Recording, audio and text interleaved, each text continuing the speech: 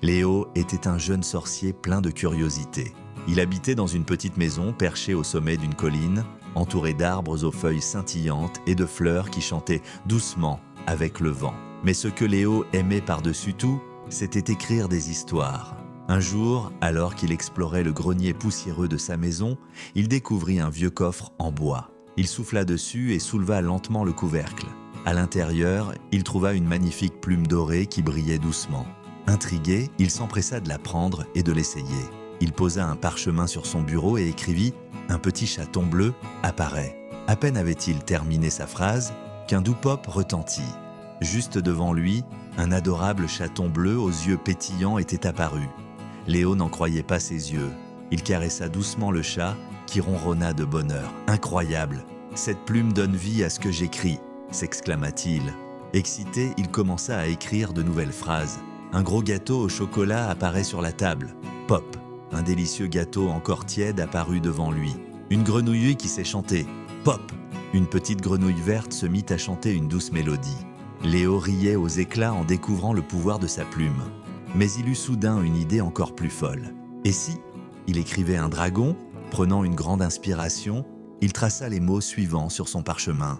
Un dragon gentil et rigolo apparaît. Aussitôt, un immense pop résonna dans la pièce. Devant lui, un grand dragon orange avec des écailles étincelantes et un sourire malicieux battait des ailes. « Bonjour petit sorcier, je m'appelle Flamme », dit le dragon avec une voix joyeuse. Léo était émerveillé.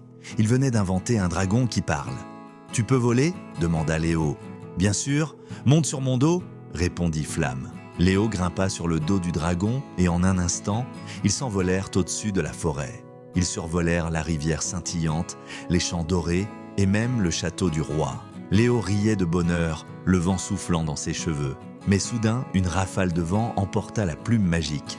Elle tourbillonna dans le ciel avant de tomber juste au milieu d'un nid de hibou endormi. « Oh non, je dois la récupérer !» s'écria Léo. Flamme se posa doucement près de l'arbre où dormaient les hiboux.